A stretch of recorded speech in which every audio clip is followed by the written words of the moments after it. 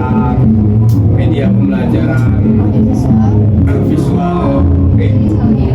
Apa tema kita? Media audiovisual. Media audiovisual. Apa sih media audiovisual itu? Nah, media audiovisual ini sebenarnya terbagi menjadi dua. Yang pertama media visual dan yang kedua audiovisual. Nah, kalau yang media visual ini dia cenderung pada indera pendengaran dan penglihatan. Jadi dia itu nggak dominan dengan musik. Kalau audiovisual ini nih yang sering dipakai untuk dalam media pembelajaran, terutama itu seperti contohnya itu di dalam audiovisual nih ya. Bicara audiovisual ini dia konteksnya itu suara dan gambar gitu. Jadi suara dan gambar itu dia bergerak ya. Seperti dalam pembelajaran kita itu PowerPoint tuh namanya tuh. PowerPoint itu tuh yang bisa membuat kita menjadi acuan untuk pembelajaran, bukan seperti sekarang ini kan. Sekarang kan zaman teknologi gitu kan.